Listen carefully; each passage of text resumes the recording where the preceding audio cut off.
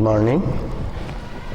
कल हम लोगों ने समानुपात के नियमों के बारे में पढ़ा।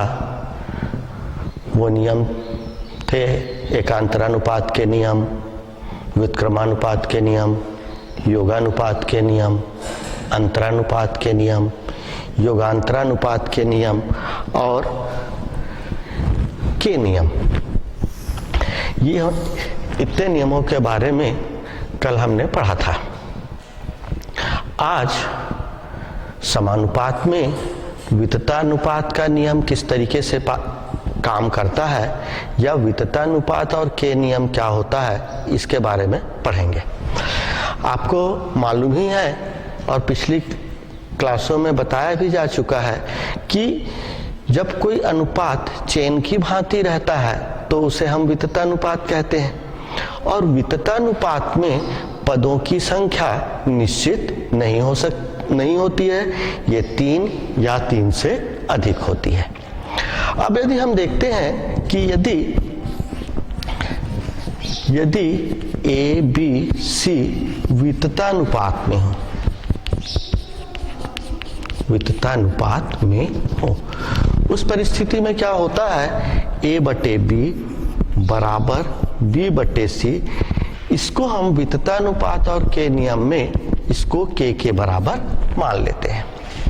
और के बराबर मानने के बाद में जब हम इसमें मान ज्ञात करते हैं, प्रत्येक अंश का मान को अंतिम पदों, विततानुपात का जो अंतिम पद है वह अंतिम पद है सी। तो उस सी और के पदों में उस अंतिम अनुपात का मानों को ज्ञात करते हैं। जैसे बी का मान हो गया हमारा सी के। इस विततानुपात में जो सी है वो अंतिम पद है, तो बी का मान अंतिम पद और के पदों में यह हमारा सी के निकल गया। इसके बाद हम ए का मान निकालते हैं तो ए बराबर आ जाता है, तिर्यक गुणा करेंगे तो बी के। और चूंकि हम बी का मान सी के निकाले हैं तो इस बी के जगह सी के रख देते हैं, इस बी के जगह सी के रख दिए और ये के पहले का दोनों मिला करके ये हो गया सी के का वर्ग। इस तरीके से हम ये देखते हैं कि अनुपात के जो पद हैं, जो पूर्व पद है बी और ए, इसका मान अंतिम पद जो है सी, उसके पदों में हम निकालते हैं। बी का मान सी के निकल गया और ए का मान भी सी के का वर्ग निकल गया, उस परिस्थिति में जब पदों की संख्या 3 है। दूसरी स्थिति में यदि हमारे पास पदों की संख्या 4 हो जाती है, यदि ए बी सी डी विततानुपात में हो, तो उस परिस्थिति में भी ए बटे बी बराबर बी बटे सी बराबर सी बटे डी बराबर के, इसको हम मान लेते हैं। और यहाँ पर ए का मान, बी का मान और सी का मान, डी अंतिम पद डी है, डी और के पदों में ज्ञात करते हैं। तो इसका मान ज्ञात करने के लिए हम सबसे पहले अपने से दाहिने ओर के साइड से मानों को निकालते हुए चलते हैं। हम सबसे पहले सी बराबर क्या निकाल लेंगे, सी का गुणा करेंगे तो ये आ जाएगा डी के। सी का मान डी के पदों में आ गया, अंतिम पद और के। अब इसके मान निकालने के बाद हम बी का मान निकालते हैं और बी बराबर आता है, तिर्यक गुणा करेंगे तो बी का गुणा सी, बी बराबर आ जाएगा सी के। अब इस सी का मान हम डी के निकाले हैं तो सी के जगह क्या रख देंगे, डी के।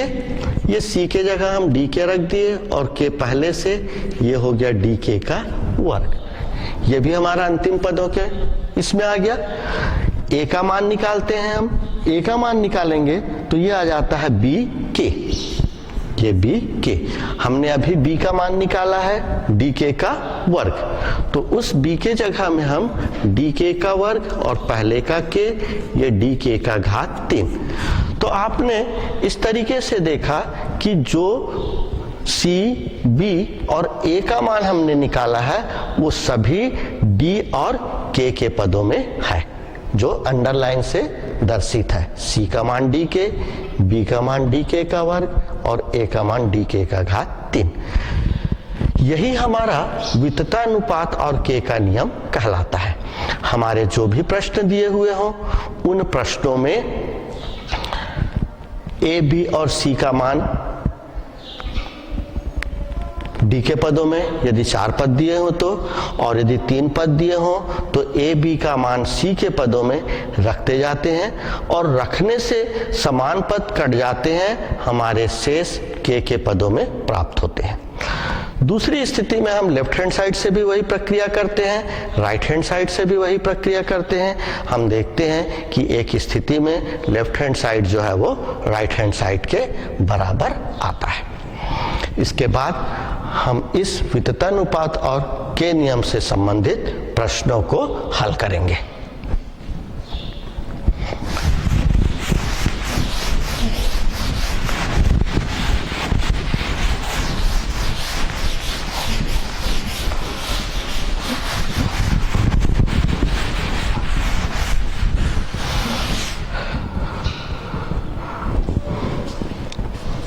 प्रश्नावली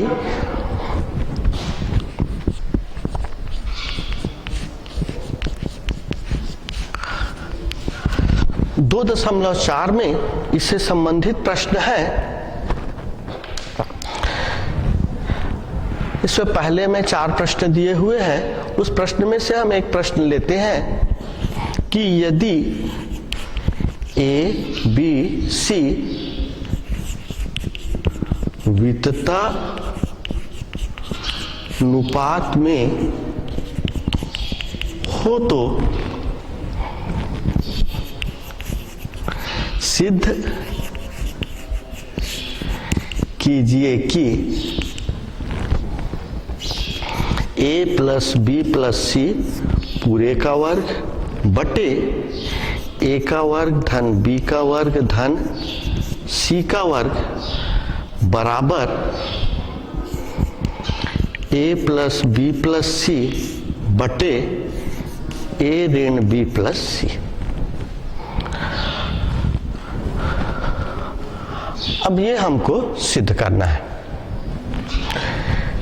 हल में देखते हैं, दिया हुआ है हमारा ए, बी, सी वितता अनुपात में है, अतः ए बटे बी बराबर बी बटे सी। इसको हमने किसके बराबर मान लिया? के बराबर इसको हमने मान लिया। तो b बराबर c के और a बराबर b के, यहां पर b का मान रख दिए c के इंटू के, तो यह आ गया c के का वर्ग। यह b का मान c के पदों में आ गया c के, और a का मान भी c के पदों में आ गया c के का वर्ग। इसके बाद हम लेफ्ट हैंड साइड लेकर के चलते हैं।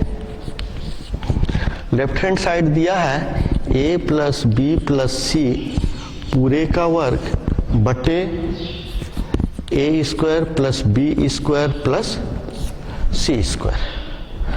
हमने a का मान और b का मान c के पदों में यहां पर निकाला है, वही मान को इस पास रख देते हैं।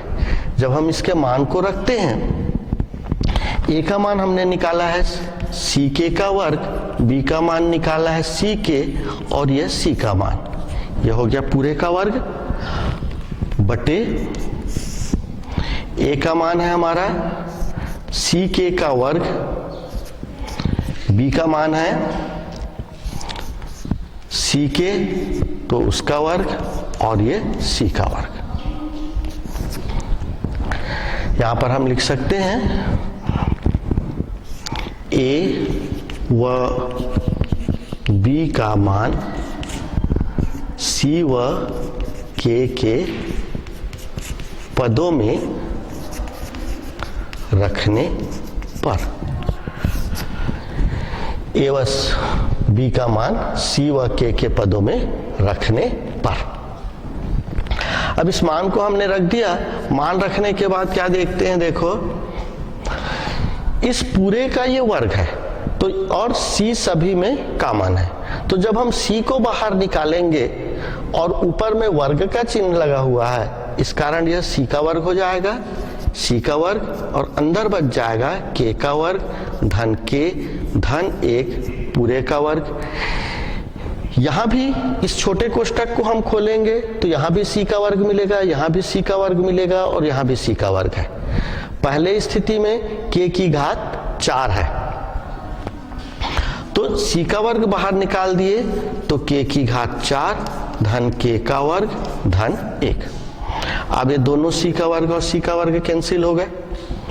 यहां पर बचा हमारा k का वर्ग धन k धन 1, चूंकि इसका वर्ग है इसका मतलब होता है k का वर्ग धन k धन 1 का उसी से 2 बार गुणा। वर्ग का मतलब वही होता है किसी भी संख्या का वर्ग, जैसे हम 2 का वर्ग करते हैं, 2 का वर्ग का मतलब क्या होता है 2 गुणित 2, वैसे ही k का वर्ग धन k धन 1 का वर्ग का मतलब होता है उसी पद का उसी पद से एक बार और गुणा, तो ये 2 बार आ गए बटे। अब ये k का घात 4 धन k का वर्ग और धन 1, जब हम इसको स्प्लिट करते हैं या गुणनखंडों में तोड़ते हैं तो ये हमारा आ जाता है k का वर्ग धन k धन 1 और k का वर्ग ऋण k धन 1, एक बार धन चिन्ह के साथ और दूसरी बार ऋण चिन्ह के साथ।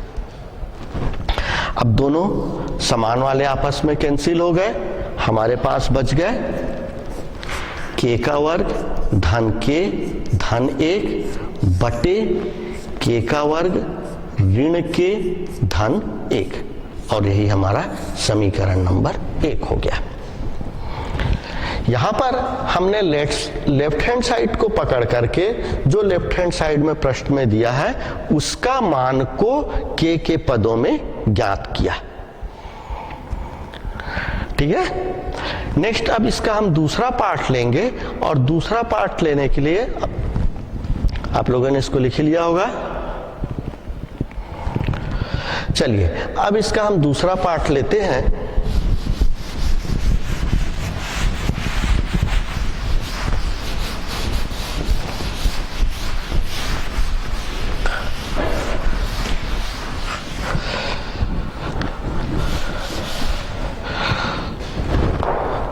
दूसरा पार्ट है हमारा राइट हैंड साइड में a प्लस बी प्लस सी बटे a माइनस बी प्लस सी। दूसरे पार्ट का हमने इसको मिटाया नहीं था ताकि आपको पता चल जाए कि पहले जो लिखा गया था उसी को लिखा गया है, कुछ दूसरा परिवर्तित नहीं किया गया है। अब इसके बाद देखिए इसमें भी हम a और b का मान को c के पदों में रखते हैं। जब c के पदों में रखेंगे तो a का मान है हमारा c के का वर्ग, b का मान है c के और ये c। दूसरा a का मान c के का वर्ग ऋण c के धन c। यहाँ पर लिख सकते हैं हम a व b का मान c व k के पदों में रखने पर, और a व c का मान c व k के पदों में क्या आता है ये सबसे पहले हमने निकाला है, जिसको कि आप लोगों ने अपने कॉपी में लिख चुका है।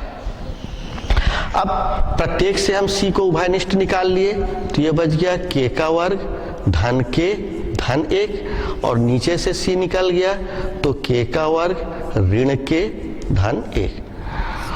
अंश और हर दोनों में c है तो दोनों आपस में कट गए, ये दोनों आपस में कट गए और हमारे पास बचे k का वर्ग धन k धन 1 बटे k का वर्ग ऋण k धन 1, और ये समीकरण नंबर 2 हो गया। अब आप इसके बाद देखोगे समीकरण 1 में भी k का वर्ग धन k धन 1 बटे के का वर्ग ऋण के धन एक आ रहा है, और समीकरण 2 में भी के का वर्ग धन के धन एक बटे के का वर्ग ऋण के धन एक आ रहा है। समीकरण 1 हमको लेफ्ट हैंड साइड से मिला है और समीकरण 2 हमको राइट हैंड साइड से मिला है। इस तरीके से इसके बाद हम लिखते हैं समीकरण 1 व 2 की तुलना करने पर। अब जब हम तुलना करने पर लिखते हैं तो आप लोगों से गलतियां क्या हो जाती है कि इसको लिखने के पश्चात आप लोग जो बराबर बराबर दिख रहा है उसी को लिख देते हैं। ये तो हमको ऑलरेडी दोनों का दाहिना पक्ष तो बराबर दिखाई दे रहा है। के का वर्ग धन के धन एक ऊपर में, वहां पे भी के का वर्ग धन के धन एक ऊपर में है। यहाँ नीचे में के का वर्ग ऋण के धन एक है तो यहाँ पर भी नीचे में के का वर्ग ऋण के धन एक है। तो जो बराबर दिखाई दे रहा है हमको उसको नहीं लिखना है, वो तो दिख ही रहा है। वो दोनों किसके बराबर है? ये किसके बराबर है? लेफ्ट हैंड साइड के बराबर। और ये किसके बराबर है? राइट हैंड साइड के बराबर। तो जब हम इन दोनों की तुलना करेंगे समीकरण 1 व समीकरण 2 की तुलना करने पर, तो लिखेंगे लेफ्ट हैंड साइड बराबर राइट हैंड साइड। ये तो ऑलरेडी बराबर दिख ही रहे हैं तो इसको लिखने की आवश्यकता नहीं है। और जब लेफ्ट हैंड साइड बराबर राइट हैंड साइड लिख लिए तो इसके पश्चात हम फिर से लिख लेते हैं अतः। अब इस लेफ्ट हैंड साइड का मान क्या है? यहां मैं बीच में लिख देता हूं इसको, नीचे में हो सकता है आप लोगों को अच्छा सा दिखाई न दे। यहां पर लिख देते हैं लेफ्ट हैंड साइड का मान है a धन b धन c बटे a का वर्ग धन b का वर्ग धन c का वर्ग, और ये पूरे का वर्ग है। और इधर राइट हैंड साइड में है a धन b धन c बटे a ऋण b धन c। और यही हमको प्रूफ करना था। ध्यान रखना, लेफ्ट हैंड साइड बराबर राइट हैंड साइड लिखने के बाद जो प्रूफ करने का है प्रश्न में उसको अवश्य लिखना। और हमने जैसे ब्लैक बोर्ड के बीच में इसको लिखा है, इसको आप अपने कॉपी के बीच में नहीं लिखेंगे, उसको आप अपने कॉपी के अंतिम में लिखेंगे। कई बार ये होता है कि नकल मारने के चक्कर में आप लोग जैसा सर लिखे हैं वैसा ही लिख देते हैं। हम यहाँ पर ब्लैक बोर्ड में जगह नहीं होने के कारण, नीचे जगह नहीं होने के कारण बीच में लिखे हैं, तो आपको इस तरीके से नहीं लिखना है, इस चीज का ध्यान रखेंगे। चलिए इस प्रश्न को लिख लीजिए, इसके बाद फिर आगे देखते हैं।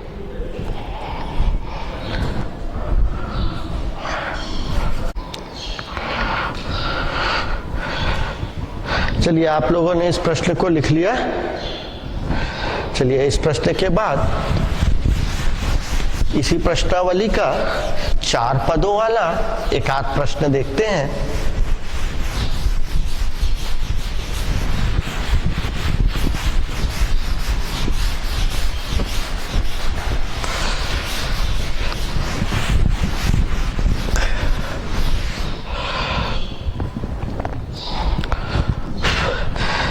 अभी जो प्रश्न हम देखे थे उसमें 3 पद थे, ए बी और सी। अब 4 पद वाले प्रश्न देखते हैं। दूसरे में का एक आध प्रश्न ले लेते हैं कि यदि ए बी सी डी वितता अनुपात में हो तो बी प्लस सी और b प्लस डी बराबर c प्लस a और c प्लस डी। ठीक है, इसका हल लेते हैं। अब हल में देखिए a b c d वितता अनुपात में है, अतः वितता अनुपात में होते हैं तो a बटे b बराबर b बटे c बराबर c बटे d। इसको हम किसके बराबर मान लेते हैं? k के बराबर मान लेते हैं। और k के बराबर मानने के बाद c बराबर d के, c जो है वो d के पदों में आ गया। फिर इस b का मान निकालेंगे, b बराबर c के, और चूंकि c का मान हमने d के निकाला है तो इस c के जगह में d के लिख दिया और k पहले का, इस तरीके से b का मान आ गया d के का वर्ग। तीसरे स्थिति में a का मान निकालेंगे, a आता है हमारा b के बराबर, और अभी हमने इस b का मान निकाला है d के का वर्ग, तो b के जगह डी के का वर्ग और के पहले का, तो ये हो गया डी के का घात 3। इस तरीके से आपने देखा कि ए बी सी इसका मान हमको डी और के पदों में, प्रत्येक में डी और के पदों में मिल गया। यह मिल जाने के पश्चात फिर हम लेफ्ट हैंड साइड लेकर के चलते हैं। लेफ्ट हैंड साइड बराबर दिया हुआ है b प्लस सी और b प्लस डी। इसमें मान रख देते हैं। b का मान है d के का वर्ग और c का मान है d के। ठीक उसी तरीके से b का मान है d के का वर्ग और d के जगह d। आप चाहो तो यहां पर लिख सकते हो a b c का मान d व के पदों में, आप चाहो तो और इस पूरे को समीकरण 1 भी दे सकते हो। जो ABC का मान निकाले उस पूरे को समीकरण 1 दे दिए और ABC का मान d व के पदों में समीकरण 1 से रखने पर। यह जरूरी नहीं है कि आप जो भी लिखो यहाँ पर वो पुस्तकीय भाषा हो, आप अपने भाषा का भी उपयोग कर सकते हो। अंतर इतना है कि आप जो लिखे हो वो सामने वाले से आशय, जो आपका कॉपी चेक कर रहा हो परीक्षा में, उसको समझ में आना चाहिए कि आपने क्या लिखा है। इसके बाद यहां से हम d और k दोनों को उभयनिष्ठ निकाल लिए, तो यहां बच गया k और इधर आ गया 1। ये d के कॉमन निकल गया, इधर से 1 k बच गया। इधर से हम d को कॉमन निकाल लिए तो यहां बच गया k का वर्ग धन 1। दोनों स्थिति में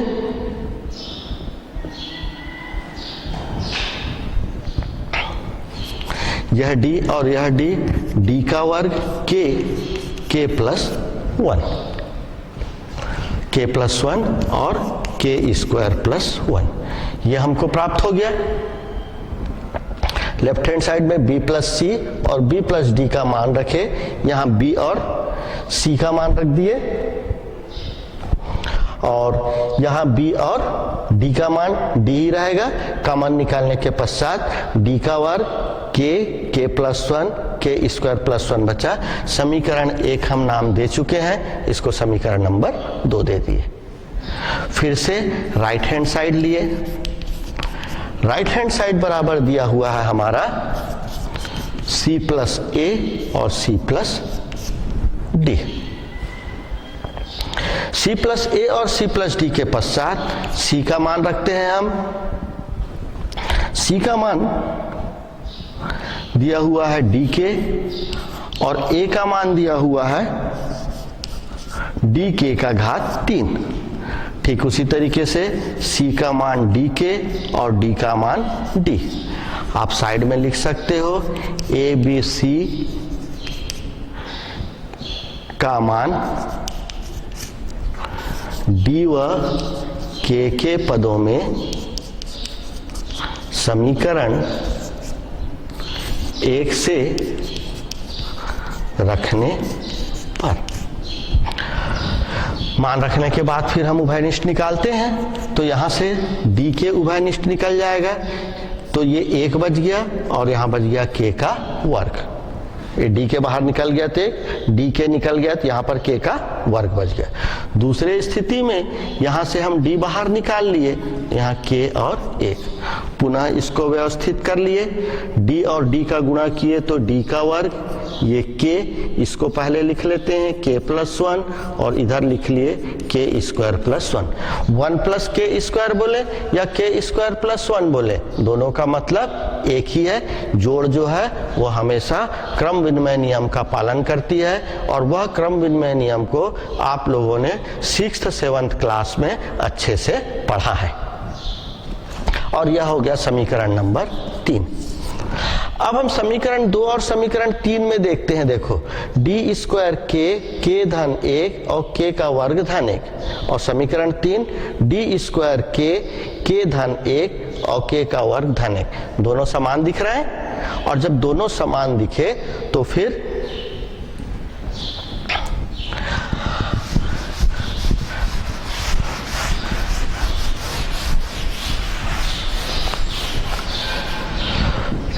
उसके पश्चात हम लिखते हैं समीकरण 2 व 3 की तुलना करने पर। और इससे पहले वाले प्रश्न में ही जैसे हमने बताया था कि जो बराबर दिख रहा है वह हमको नहीं लिखना है। तो ये दोनों चीज बराबर दिख रहा है, ये दोनों आपस में बराबर दिख रहा है, इसको नहीं लिख करके हम क्या तुलना करने पर लिखते हैं लेफ्ट हैंड साइड बराबर राइट हैंड साइड। अतः अब प्रश्न में लेफ्ट हैंड साइड में क्या दिया हुआ है, b प्लस सी और b प्लस डी बराबर c प्लस a और c प्लस डी, और यही हमको प्रूफ करना था। ठीक है, चलिए इसको लिखिए।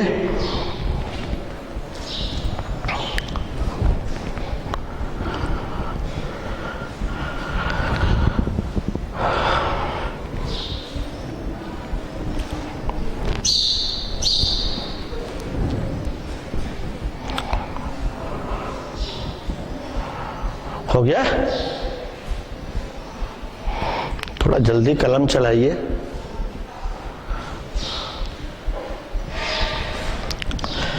चलिए ये वाला पार्ट पहले का था, इसको पहले मिटा देते हैं।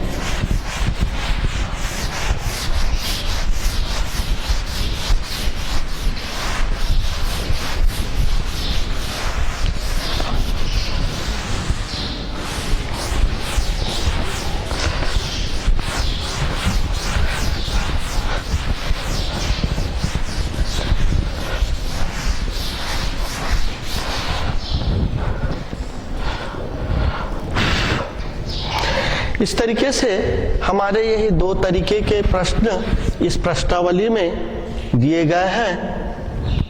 प्रश्नावली 2.4 में विततानुपात के एक बार 3 पद वाले और दूसरे 4 पद वाले। इसके बाद आता है हमारा विविध प्रश्नावली।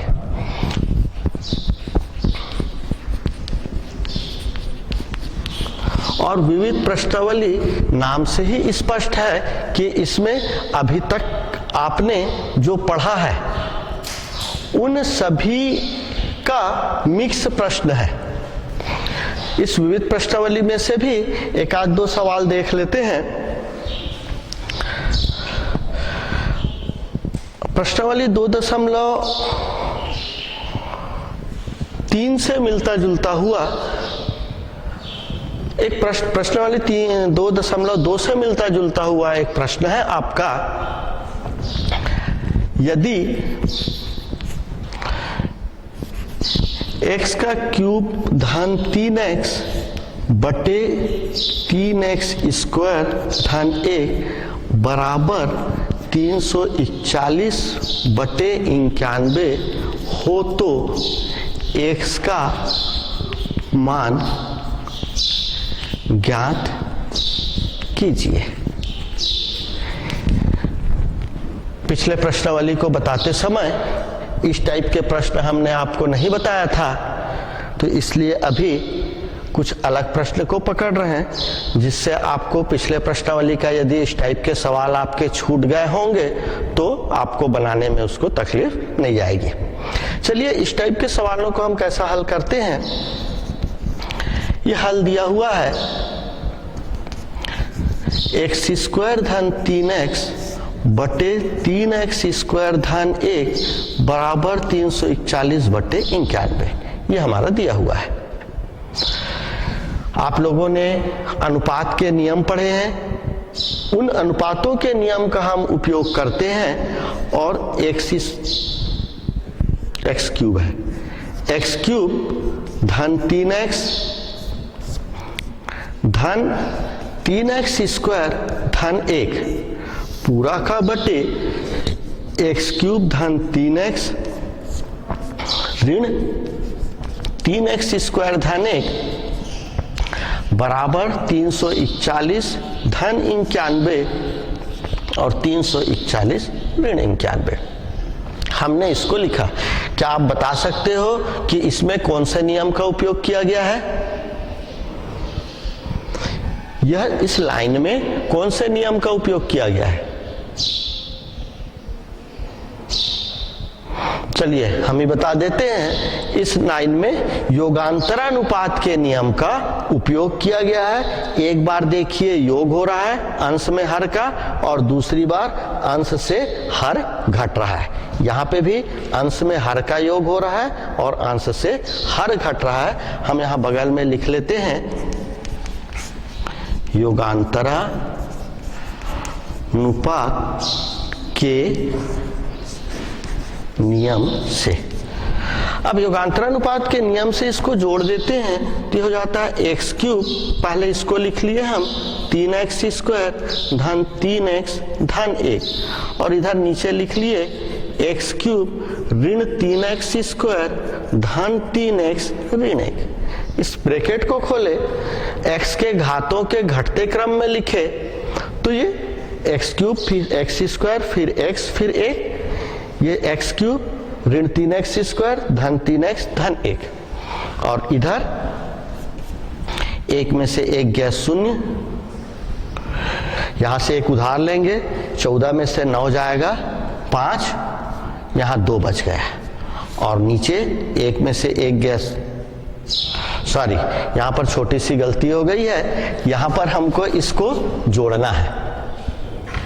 हमने घटा दिया था, 1 और 1 2, 9 और 4 13 का 3 बचा 1, 3 और 1 4, और यहाँ घटा देते हैं तो 1 में से 1 गया 0, 14 में से 9 गया 5 और ये 2।